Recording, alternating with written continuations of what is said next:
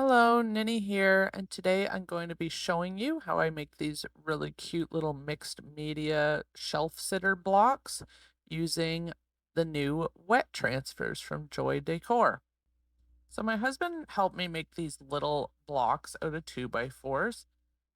They're measure about 3.5 by 3.5, and we will have some of these available for sale in the shop. And the first thing I'm going to do is paint the front of the block. Now I'm using Fusion Mineral Paint in the color Raw Silk.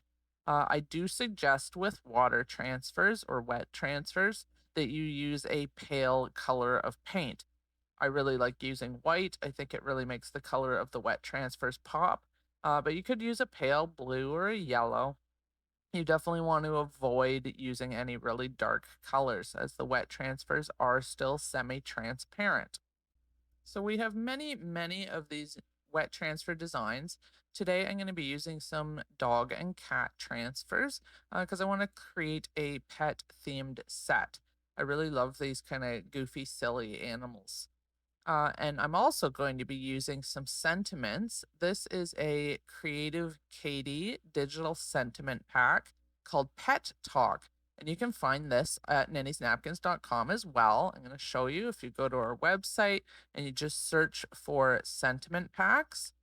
So these are a digital download. So basically, you're going to pay for it once and you can print these packs out as many times as you like for the rest of your life, and they can be really great for all of your mixed media art, your art journaling, even card making. And in a moment, I will show you how you can print them out easily in different sizes. And if you click on one of the product pages on our website, you can kind of flip through and see which sentiments are included in the pack. And they usually have multiple sheets, sometimes with white backgrounds or dark backgrounds. So I apologize that this screen looks a little funny. I had to record this one right on my computer, and obviously it's a different orientation. So what I'm showing you here is just how you can print these in different sizes. When you go to hit print on your computer, you can usually choose how many pages per sheet to print. So if you want the sentiments to be large, you just print one sheet per page. But you can also choose two or four, and that will make the print smaller. And at this stage, you can also choose which sheets that you want to print. You don't have to print the whole pack all at once. So you can kind of go through and choose which sentiments you think you're going to use today and add those sheets onto the page. So the first thing that we need to do with these wet transfers is to cut them out. These wet transfers just seem like they're a perfect fit for these little blocks. We have right now we have probably about 20 different designs with more coming. And so many of them, the little animals, the characters, the flowers, are a perfect fit for these little 3.5 by 3.5 inch blocks. But of course, they're going to work on many different types of products. You can apply wet transfers onto just about any smooth surface. I wouldn't try to put them on something that's really textured. And on the back of each wet transfer, they actually have some pretty detailed instructions on how to use them. But they are really easy to use. They're basically a temporary tattoo. So if you've ever put a temporary tattoo on your children or your grandchildren, then you can, or maybe even yourself, then you'll definitely have no problem using these. They are pretty user friendly. So I'm just right now selecting the 6 images that I want to use on my 6 blocks. I'm just rough cutting them now, but what you're going to see afterwards is that I get a lot closer. With wet transfers, I like to cut as close to the design as I can, because they are kind of like a film. So around them is like a clear film. Although I really do find once you put them down, that film does disappear. They really don't leave a halo like some types of rub-on transfers can.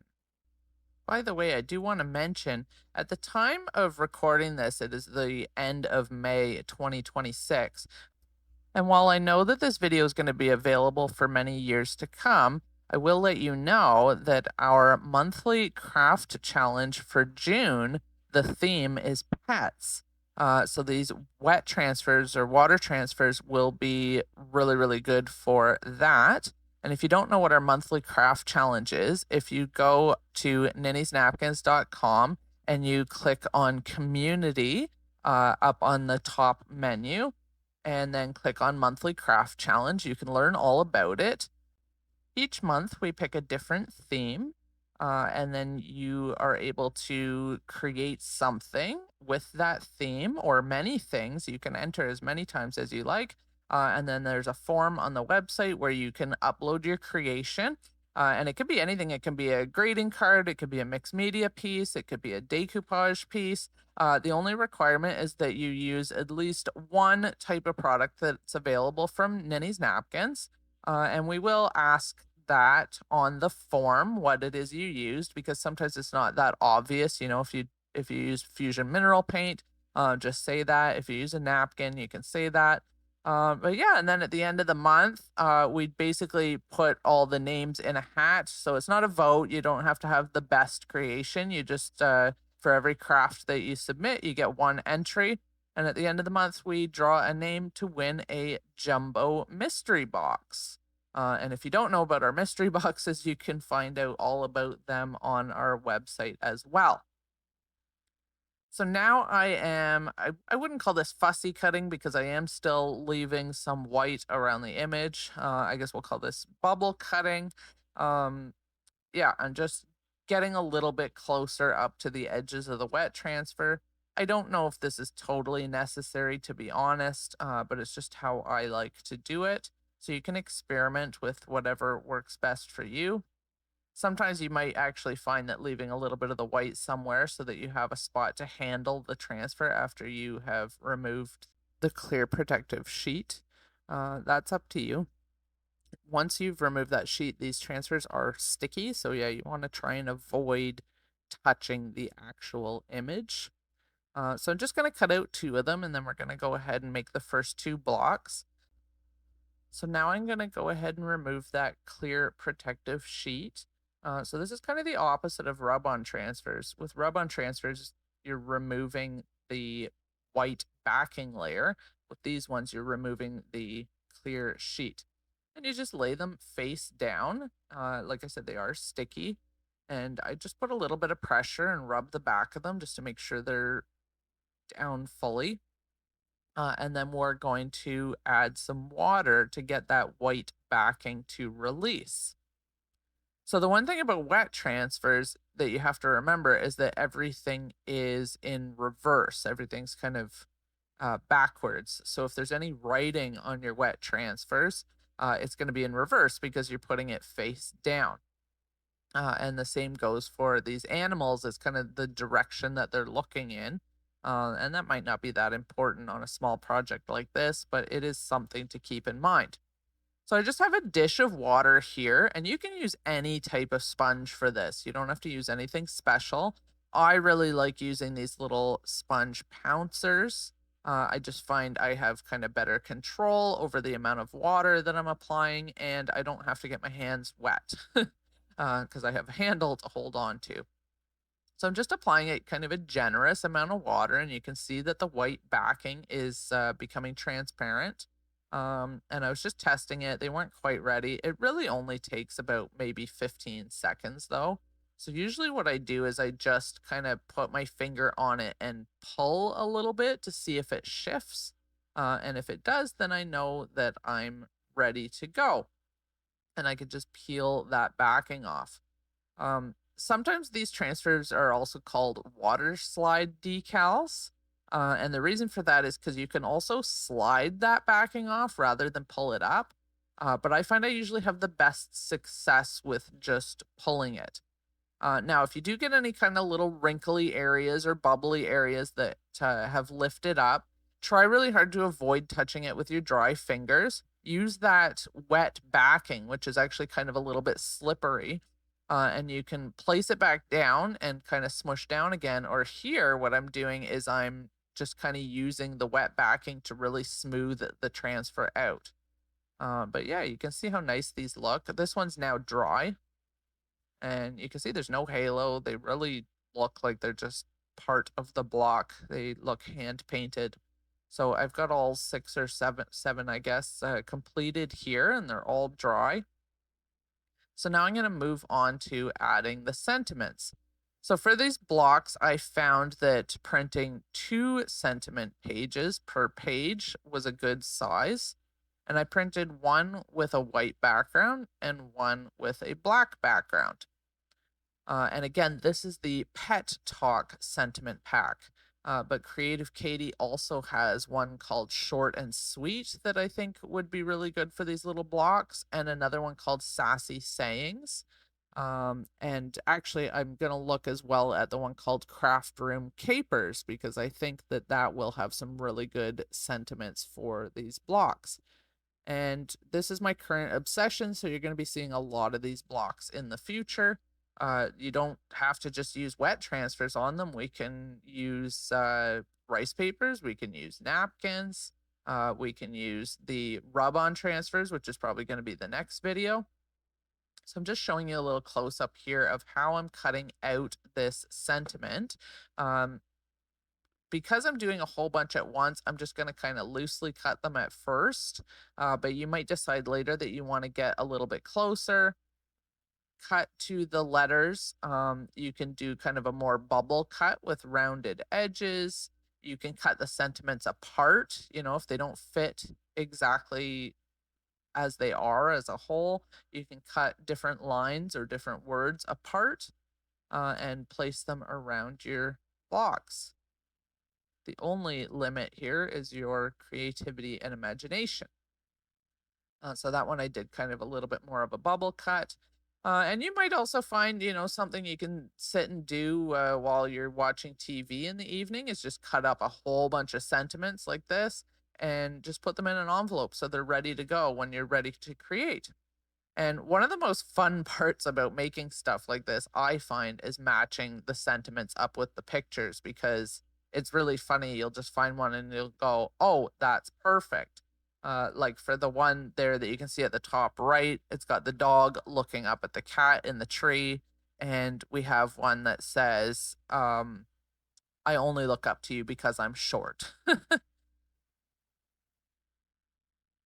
There's another one there that says, I'm not blocking the view, I am the view. That's what I end up using on the dog at the top left.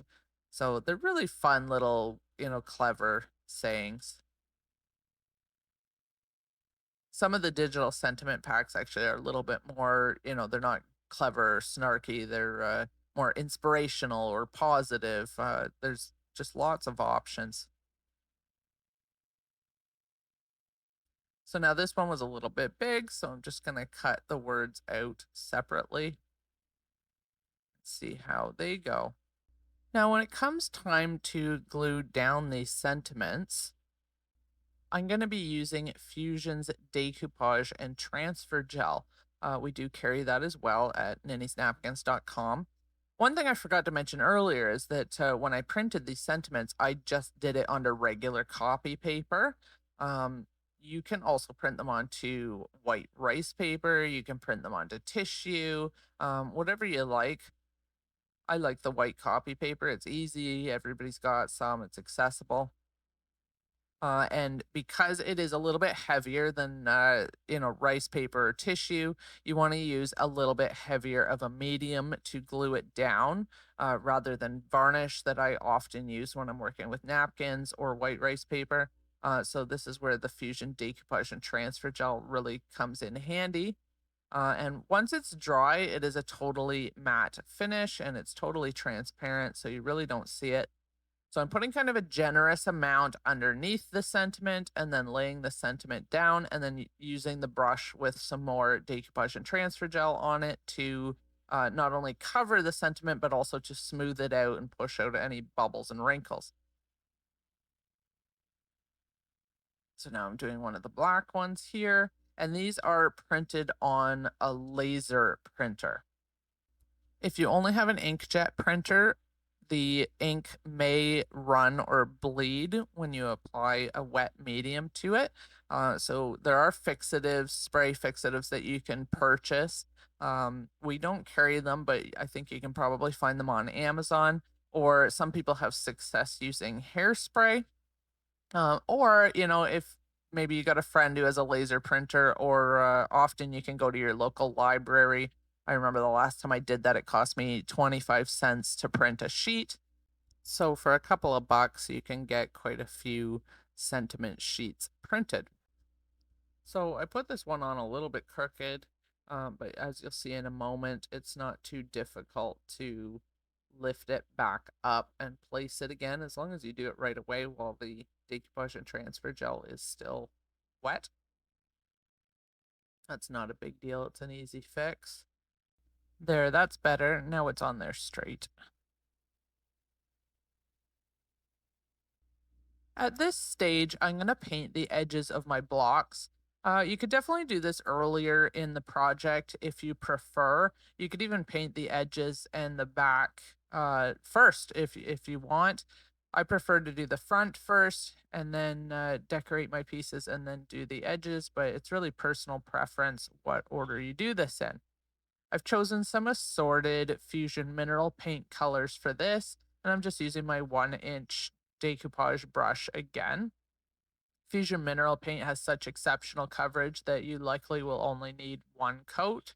But if you do find it's a little blotchy, you can go ahead and add a second coat before we add the varnish at the very end. The color that I'm using here is called French Eggshell, which is a really nice, just kind of robin's egg blue. So just being very careful not to get any of the paint on the front. But if you do, you can take a baby wipe right away and kind of get it off.